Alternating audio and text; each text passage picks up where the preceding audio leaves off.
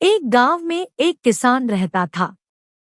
उसकी सारी जमीन पिछले 2 से 3 सालों से सूखे की मार झेल रही थी और वो पूरी तरह सूख चुकी थी।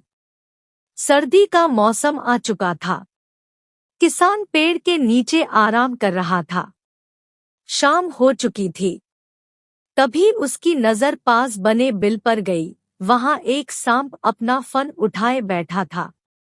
किसान के मन में एक बात आई कि यह सांप तो सालों से यही रहता होगा, लेकिन मैंने इसकी कभी पूजा नहीं की और शायद यही वजह है कि मेरी सारी जमीन सूख चुकी है।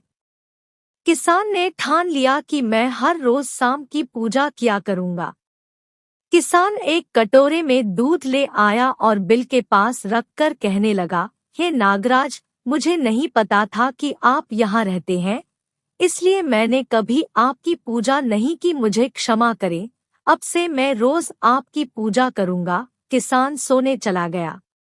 सुबह देखा तो उस दूध के कटोरे में कुछ चमक रहा था।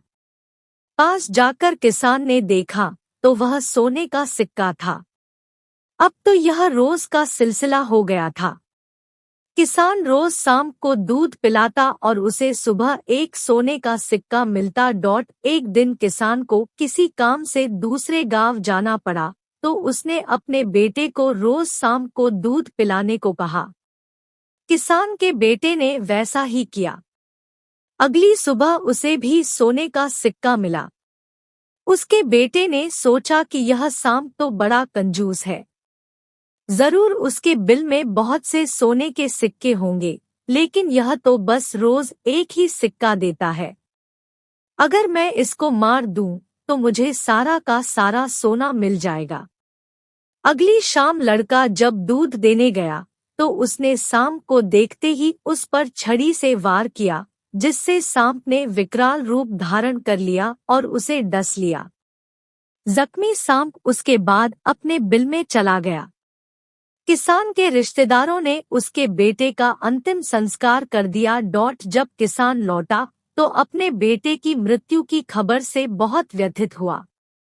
उसे सांप पर भी बहुत क्रोध आया, लेकिन सांप ने उसे सारी सच्चाई बताई तो किसान ने कहा, मुझे पता है कि गलती मेरे बेटे की थी, उसकी तरफ से मैं माफी मांगता हूँ।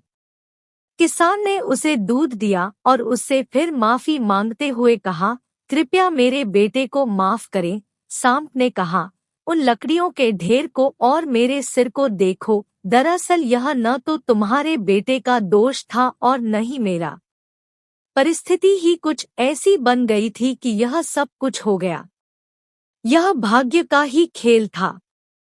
भाग्य के आगे हम सब मजबूर हैं।